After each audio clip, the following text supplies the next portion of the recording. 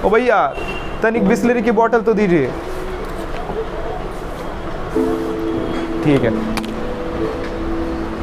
तो अमूमन यही होता है मार्केट के अंदर। बिस्लरी ब्रांड इतनी ज़्यादा फेमस हो चुकी है कि कोई भी ब्रांड की बोतल बिस्लरी के नाम पे लोग ले लेते हैं। इस केस स्टडी में मैं आपको बताऊंगा कि क्यों इसके जो चेयरमैन है इस कंपनी को बेचना चाहते हैं, इतनी प्रॉफिटेबल और सक्सेसफुल कंपनी। तो कंटिन्यू कीजिए और देखिए इस वीडियो को। Thank you. कोई प्रोडक्ट कंपनी का बहुत ज़्यादा पॉपुलर बन जाता है या बहुत ज़्यादा ट्रस्ट गेन कर लेता है लोगों का, तो बहुत ही यूनिक सा फिनोमिनन देखने के लिए मिलता है कभी कभी, जहाँ पे लोग इस प्रोडक्ट के कंपनी के नाम से ही इस पूरे प्रोडक्ट कैटेगरी को डिफाइन करना शुरू कर देते हैं। अब फॉर एग्जाम्पल कोलगेट कंपनी एक बहुत ही मशहूर टूथपेस्ट कंपनी है जो कि इंडिया में बहुत ज़्यादा पॉपुलर बनी। हर दूसरे घर में आपको कोलगेट कंपनी का टूथपेस्ट ज़रूर मिल जाएगा। इसी चीज़ के कारण से जब भी कोई इंडियन शॉप में जाता है टूथपेस्ट खरीदने के लिए तो अमूमन वो यही कहता है कि भैया मुझे एक कोलगेट दो, जबकि उसे कहना चाहिए कि भैया मुझे एक टूथपेस्ट दो। इसी चीज़ को देखा हमने बिस्लरी कंपनी में। बिस्लरी कंपनी एक बहुत ही फेमस कंपनी है जो कि एक mineral water bottle producing company है। ये इतनी ज़्यादा फेमस हुई कि जब भी आपको या मुझको प्यास लगती है तो अमूमन हम यही कहते हैं कि भैया मुझे एक बिस्लरी दो। इसी ब्रांड नेम को देखते हुए बहुत सारे लोगों ने इसे कॉपी करने की कोशिश की और इसमें से अच्छा खासा प्रॉफिट कमाया भी। बट आज ये कंपनी इतनी सक्सेसफुल और इतनी पॉपुलर होने के बावजूद भी बिकने के कगार पे है। दरअसल इसके जो चेयरमैन है रमेश चौहान जी इस कंपनी को बेचना चाहते हैं और इसमें भी अनोखी बात यह है कि वो ओनली एंड ओनली इसे टाटास को बेचना चाहते हैं। तो अभी दो सवाल उभर के आते हैं, क्यों ये कंपनी जो कि इतनी ज़्यादा पॉपुलर और इतनी ज़्यादा फेमस है क्यों बिकना चाहती है, और दूसरी बात यह कि क्यों ये टाटास को ही इस कंपनी को बेचना चाहते हैं। तो इस सवाल का जवाब हम इस वीडियो में आपको देने ही वाले, बट इसके पहले हम बिस्लरी की हिस्ट्री जान लेते हैं। दरअसल बिस्लरी की शुरुआत इटली में हुई थी 1965 में।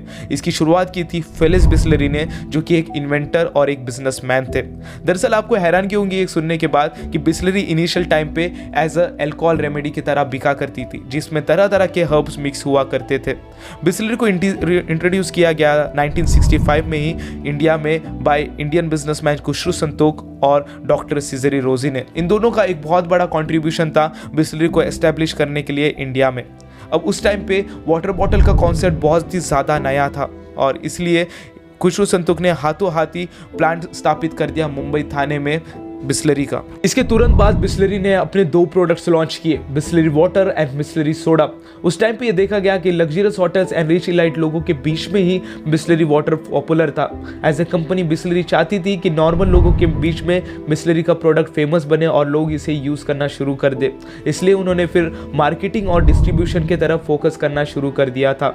बट तकबीर के टाइम पे एक एवरेज इंडियन ये माना करता था कि वाटर बॉटल पे पैसे खर्च करना एक फिजूल की खर्ची है और इसी सोच के कारण से बिस्लरी को बहुत ज़्यादा सेल्स में कोई इजाफा नहीं नज़र आ रहा था। कंपनी ने बहुत ज़्यादा एफर्ट्स दिखाए अपने सेल्स को बढ़ाने के लिए, बट कोई भी टेक्निक इस बार काम नहीं आ रही थी और कंपनी लगातार लॉस फेस कर रही थी।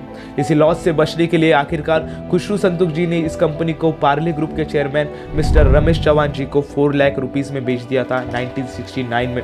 अब रमेश चौहान जी का गोल रिलेटेड टू बिस्लरी बहुत क्लियर था। वो चाहते थे कि बिस्लरी को as a soda selling brand की तरह वो इंडिया में एस्टेब्लिश करे और इसीलिए उन्होंने अपने इंडिया को एक्वायर करने के लिए इमीडिएटली 5 स्टोर्स ओपन किए। फर्स्ट 4 स्टोर्स उन्होंने ओपन किए मुंबई में और लास्ट का 5th स्टोर कोलकाता में।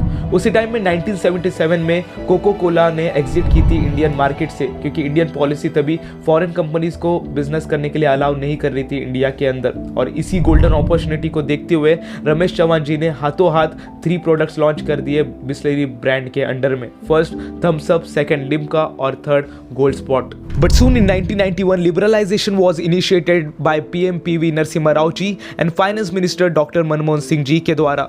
इस बार इंडियन मार्केट पूरी तरीके से ओपन था दुनिया के लिए। इसी बड़ी अपॉर्चुनिटी को देखते हुए कोको कोला ने कमबैक किया इंडियन मार्केट के अंदर और जैसे कि हर एक बड़ी कंपनी करती है वो अपने कॉम्पिटिटर्स को एक्वायर करना शुरू कर देती है और यही सेम टू सेम चीज़ कोको कोला ने बिस्लरी कंपनी के साथ की। 1993 में 400 करोड़ रुपीस में कोको कोला ने बिस्लरी से सारे सॉफ्ट ड्रिंक्स को एक्वायर कर लिया और इसके साथ साथ एक non compete clause deal sign की, जिसका मतलब ये होता है कि अगले 15 ईयर्स तक बिस्लरी कोई भी कार्बोनेटेड ड्रिंक का बिजनेस इंडिया के अंदर नहीं कर पाएंगी। और शायद इसी वजह से रमेश चौहान जी का ध्यान वाटर बॉटल बिजनेस की तरफ चले गया और उन्होंने फिर डिसाइड किया कि बिस्लरी में अब वो वाटर बॉटल का बिजनेस शुरू करेंगे और फिर वो लग गए इसको एस्टैब्लिश करने के लिए, इसके ब्रांडिंग और प्रमोशन की तरफ।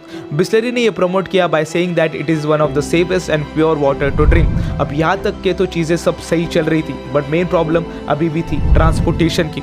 बिस्लरी बॉटल भारी थी बहुत ज़्यादा और उसकी कीमत बहुत कम थी। जब भी उसको ट्रांसपोर्ट कराया जाता था तो हमेशा ट्रांसपोर्टेशन कंपनी की तरफ से कोई ना कोई प्राइसिंग की प्रॉब्लम आ जाती थी। इसी प्रॉब्लम को टैकल करने के लिए रमेश चौहान जी ने अपने खुद का ट्रांसपोर्टेशन नेटवर्क शुरू किया इंडियन मार्केट के अंदर और यहाँ से अब वो कहीं भी बिस्लरी बॉटल को पहुँचा पा रहे थे। आज के डेट में बिस्लरी के पास टोटल 5000 ट्रक्स है, 135 प्लांट्स और 3000 डिस्ट्रीब्यूटर्स है। वैसे अगर आप देखोगे तो इंडियन वाटर बॉटल मार्केट का कैप 20,000 करोड़ रुपीस से भी ज़्यादा है, जिसमें अकेले बिस्लरी का 60% से भी ज़्यादा मार्केट है, जो कि एक बहुत बड़ा रेशियो होता है। 2021 के रिपोर्ट के अनुसार बिस्लरी को 95 करोड़ रुपीस का प्रॉफिट हुआ, जो कि एक बहुत ही अच्छी प्रॉफिट मार्जिन है। अब दोबारा से हम उसी बड़े क्वेश्चन पे आ जाते हैं कि क्यों रमेश चौहान जी इस प्रॉफिटेबल कंपनी को बेचना चाहते हैं। दरअसल रिपोर्ट आई है रिसेंटली हिंदुस्तान टाइम की, जिसमें यह मेंशन किया गया है कि रमेश चौहान जी की एज अब 82 हो चुकी है और इसी ओल्ड एज के कारण से आए दिन उनके हेल्थ में कोई ना कोई इश्यूज आते रहते हैं, जिस कारण से वो कंपनी को टाइम नहीं दे पा रहे और एफिशिएंटली कंपनी का काम को नहीं संभाल पा रहे हैं। दूसरा बड़ा रीज़न ये भी हो सकता है कि जयंती चौहान जी, जो कि उनकी एकलौती बेटी है, वो ज़्यादा इंटरेस्टेड नहीं लग रही है इस कंपनी के बिजनेस को संभालने के लिए। अब ऐसा भी नहीं है कि जयंती जी को इस बिजनेस में या कोई भी बिजनेस के फील्ड में नॉलेज या एक्सपीरियंस नहीं है। वो वाइस चेयरमैन रह चुके हैं बिस्लरी कंपनी की और उन्होंने बड़ी एफिशिएंटली मुंबई और दिल्ली के ऑफिसेस को हैंडल भी किया है। इसके साथ में उन्होंने product development, advertisement, marketing, communication, brand management और यहाँ तक कि डिजिटल मार्केटिंग में भी अपना कॉन्ट्रीब्यूशन दिया है बिस्लरी कंपनी को। अब लोग तो यही कह रहे हैं कि उनको इंटरेस्ट नहीं है, बट पर्सनली जयंती चौहान जी की तरफ से इस पे कोई भी स्टेटमेंट हमें नहीं मिल पाया। अगर हम जयंती जी के बैकग्राउंड में देखेंगे तो ये हमें मिलेगा कि उन्होंने अपना एजुकेशन फैशन डिज़ाइनिंग और फैशन स्टाइलिंग में पूरा किया है London college of fashion SOAS से। तो ऐसा लोग अनुमान लगा रहे हैं कि वो अपना पैशन फॉलो करते हुए बिजनेस अपना फैशन में सेटअप करना चाहेगी। अब भले ही वो फ्यूचर में कोई भी डिसीजन ले, हमें उसे रिस्पेक्ट करना ही होगा, क्योंकि वो एक वेल एक्सपीरियंस लेडी है जिनको अच्छा खासा बिजनेस का नॉलेज भी है। अब दूसरा बड़ा सवाल ये आता है माइंड में कि क्यों रमेश चौहान जी ओनली और ओनली इस कंपनी को टाटास को ही क्यों हैंडओवर करना चाहते हैं। दरअसल रमेश चौहान जी ने इस बिस्लरी कंपनी को बहुत ही मेहनत से खड़ा किया है और ऑब्वियसली वो चाहते हैं कि ये कंपनी को वो ऐसे कंपनी को हैंडओवर करे जिसके पास अपने अच्छे एथिक्स हो और जो बिस्लरी को लेगेसी को अच्छे से आगे बढ़ा भी सके। इसमें उनको टाटास ही सबसे बेस्ट कंपनी नज़र आई। और भी सूत्रों से ये खबर आ रही है कि टाटास ने ये डील कम से कम 6000 करोड़ रुपए से लेकर 7000 करोड़ रुपए के बीच में वो बिस्लरी के साथ कर सकते हैं। बहुत सारे लोगों ने ये भी कहा है कि कंपनी जैसे कि डेनॉन, रिलायंस एंड नेस्ले ने भी अप्रोच किया था रमेश चौहान जी को अपनी उनकी कंपनी खरीदने के लिए, बट रमेश चौहान जी ने इस ऑफर को नहीं स्वीकारा। जैसे ही ये न्यूज़ मीडियाज़ में दिखाई दी कि टाटास बिस्लरी को एक्वायर कर सकता है, टाटा कंज्यूमर का शेयर 3% तक और ज़्यादा बढ़ चुका था, क्योंकि लोगों को ये भरोसा था कि टाटा जैसे ही बिस्लरी को खरीदेगा, बिस्लरी को वो और ज़्यादा इंप्रूव करेगा और अच्छे फ्यूचर प्लान्स बिस्लरी के लिए वो ज़रूर लाएगा। रमेश चौहान जी ने 1969 में इस कंपनी को बिस्लरी को 4 लाख रुपीस में खरीदा था और आज इस कंपनी की वैल्यू 7000 करोड़ रुपए जितनी हो चुकी है। आप समझ सकते हो कि बिस्लरी कंपनी को बड़ा करने के लिए रमेश चौहान जी ने कितना बड़ा रोल निभाया है।